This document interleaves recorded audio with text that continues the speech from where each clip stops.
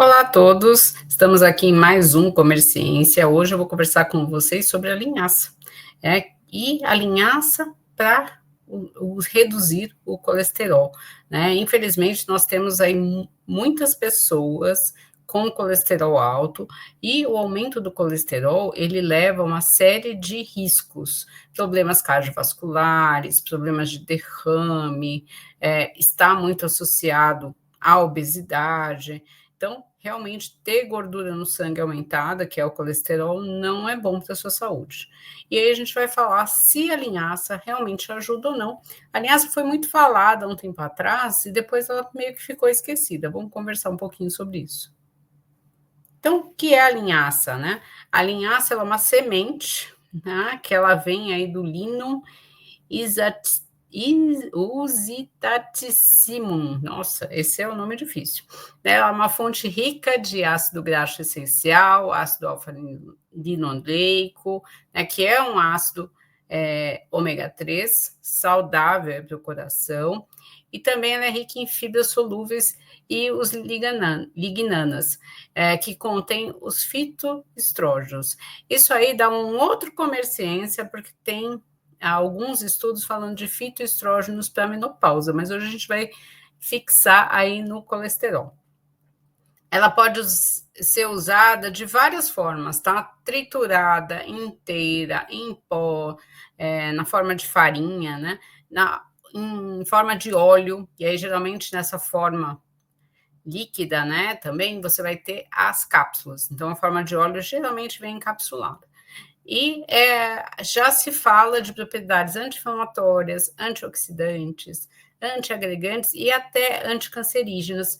Isso eu descobri essa propriedade lendo os artigos, tá? Isso eu não sabia da propriedade anticancerígena da linhaça, e assim, eu dei uma olhada nisso, eu não sei se tem comprovação científica, mas eu acho que é um tema muito interessante para a gente abordar depois, mais tarde, aí no Comerciência. Além disso, né, as pessoas usam para reduzir o colesterol, a glicemia, riscos de doença cardíaca e também da menopausa. Hoje a gente vai falar muito do colesterol, mas o colesterol, né, sendo ajudado pela linhaça, ele também vai ajudar na redução dos riscos cardíacos. Então, quando a gente vai de novo, né, para a nossa plataforma PubMed, que é uma plataforma onde os artigos científicos, eles são mais primorosos, né? Eles só aceitam revistas que são rigorosas, né, em analisar os estudos, com revisores que são aí de excelência, porque não adianta eu ter o artigo científico se ele não tem qualidade. Então, muitas vezes a gente vê na internet pessoas falando de, saiu um artigo sobre tal coisa, um estudo sobre outra coisa. Isso não quer dizer nada, porque esse artigo pode ter sido feito de uma forma errada, de uma forma sem rigor científico. Uma outra coisa, um artigo só não é suficiente para a gente mudar a ciência ou para a gente indicar um nutriente, né? Eu preciso de mais artigos, eu preciso que mais pessoas estudem esse tema, e aí eu digo, tá? Então, é muito importante ver realmente de onde é procedência desse estudo, e para quem não trabalha na área, para quem não é pesquisador, não é profissional de saúde, às vezes é muito difícil mesmo. Então, você pode procurar se existe esse estudo, por exemplo, na plataforma PubMed, ou melhor, né, mais fácil, pergunta para um profissional de saúde, tá bom? Bom, da linhaça, se a gente for ver, nós temos 208 estudos. Em humanos, são 36, né? Então, a gente não está falando de um estudo único. Isso nos últimos 10 anos, considerando humanos adultos. Se vocês olharem o gráfico aqui ao lado, é muito interessante que teve um boom de pesquisa de linhaça há mais ou menos 10, 8 anos atrás, e depois, né, acho que teve tanta gente que pesquisou, tanta gente que viu efeito, e acabou caindo aí no esquecimento. A dose que se preconiza no dia para você ver efeitos, na maioria dos artigos, principalmente nos randomizados, que aliás eu não falei, né? Estudos randomizados com a linhaça. Então, dos 36 artigos em humanos, 27 deles eram randomizados. O que é um estudo randomizado? O estudo randomizado é um estudo que analisa o que você está estudando, no caso a linhaça, com um grupo controle placebo. E aí, esse placebo, eu tenho que ver se realmente a linhaça funcionou mais que o placebo. Porque se for igual ou menos, quer dizer que ela não funciona. né? E é muito importante eu ter estudo em humanos, porque não adianta eu ter estudo em animais ou estudo em laboratório se eu não apliquei isso para as pessoas, né? Porque assim seria muito fácil. Para que eu ia testar vacina em pessoas se eu posso, se o efeito é o mesmo testando em cobaias e testando in vitro?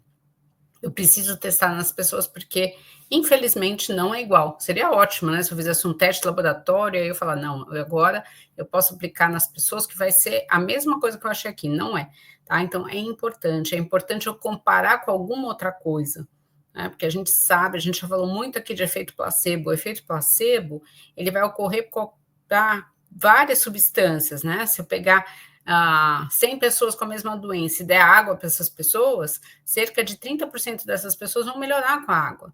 Então, para um remédio funcionar, para um nutriente funcionar, ele tem que funcionar mais que 30%. Então, é muito comum, né, aqui mesmo no Comerciência, eu coloco um vídeo e a pessoa fala, mas para mim funcionou. Mas pode estar dentro aí do efeito placebo, ou foi outra coisa que funcionou, né? Então, para dizer que funciona, precisa funcionar para a maioria das pessoas, não para algumas, né? Bom, então temos estudos randomizados, a maioria dos estudos coloca doses diárias para você ver funcionar a linhaça para o colesterol entre 30 e 40 gramas dia, tá? Não é um pouquinho, é até bastante. E aí a gente tem na forma de cápsula, de óleo, inteira, processada.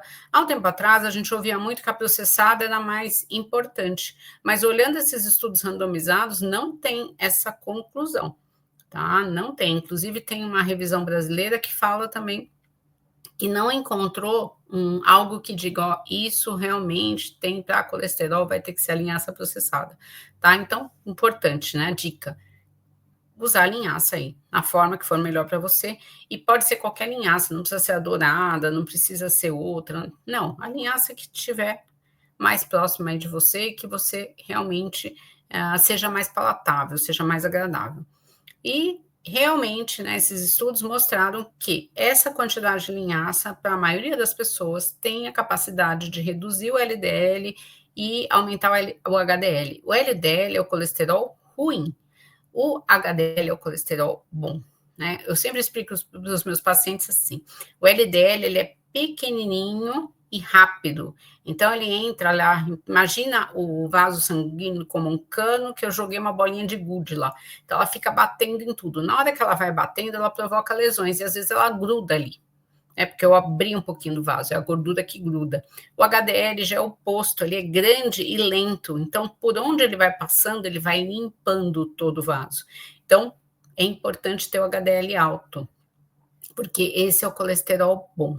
Agora, né, vocês estão vendo isso aí, vão falar, ai, que bom, né? Então, eu posso largar meu remédio para o colesterol, parar minha dieta, parar meus exercícios e comer só a linhaça. Não. Então, vamos só para o próximo aí. Não é bem assim. Depois eu vou falar disso. Além disso, né, tem aí, a maioria dos estudos mostra que a linhaça inteira, ela está muito relacionada à redução dos lipídios no sangue, e o óleo de linhaça parece ter uma propriedade mais anti-inflamatória, tá? Mas não existe um conceito que fala, você tem que comer dessa forma, tá? E cuidados. A linhaça, ela pode causar um pouco mais de sangramento, então é sempre importante, se você for submetido a uma cirurgia, avisar seu médico que você está comendo linhaça, porque pode ser que você tenha que parar um pouquinho antes da cirurgia. Pressão arterial, tem alguns estudos falando de redução da pressão arterial, e aí eles falam para você tomar cuidado de repente, você está com antihipertensivo, está perdendo peso, fazendo exercício, ainda comendo linhaça, e a tua pressão reduzir muito, né? Então, não é o comum, mas pode acontecer. Para quem está usando anticoncepcional ou terapia de reposição hormonal na menopausa, ele pode influir em reduzir um pouco o efeito desses hormônios, tá? Então, é importante também conversar aí com o seu ginecologista se que você está tomando linhaça, se ele sabe se pode ter realmente alguma influência. Esses são os cuidados que aparecem na maior parte dos artigos científicos, e com tudo isso, a gente tem que existe evidência científica da linhaça na redução do colesterol Porém, você não pode parar o seu remédio, porque a maioria dos estudos foram feitos com as pessoas tomando o remédio e usando a linhaça, e aí você vê que a linhaça ajuda mais o remédio. Então, você tem uma melhora maior, mas não é tirar o remédio, tá? Ela não tem o poder do remédio para o colesterol. Eu já ouvi de muitos pacientes que eles não querem tomar o remédio para o colesterol porque ele dá Alzheimer, né? O remédio não dá Alzheimer, né? Se você não tomar o remédio e ficar com colesterol alto, aí sim você tem uma chance de ter Alzheimer. Talvez o que deve ter acontecido é que alguém falou isso e começou o telefone sem fio, né? A pessoa usou, remédio do colesterol, Alzheimer, mas não pegou o meio, que é a redução do risco, e aí ficou só que aumenta o risco. Isso acontece muito, né? Você ouve as coisas correndo, ou vê uma postagem muito rápido, aí alguém pega e lê aquilo meio rápido e começa a espalhar para todo mundo, tá? Remédio de colesterol do Alzheimer, você realmente precisa cuidar, isso é importante, porque se o colesterol ficar alto, aí sim você tem riscos, e a linhaça é um auxiliar, tá? Mas ele não é um curativo, nem um tratamento tão eficaz quanto a medicação, mas o que pode acontecer muitas vezes é que, em vez de você ter que associar ou aumentar a dose da medicação com a linhaça, você fica com uma medicação com uma dose menor e menos necessidade de mais remédios. Bom, na semana que vem a gente vai falar de um assunto um pouco diferente, né? No Comerciência a gente está vendo, assim, evidências de melhora. A semana que vem a gente vai falar de produtos ultraprocessados e causa de câncer. Será que isso que a gente ouve é verdade? Será que os ultraprocessados realmente causam câncer? E o que é um produto ultraprocessado? Queria agradecer aí vocês e até a semana que vem. Obrigada.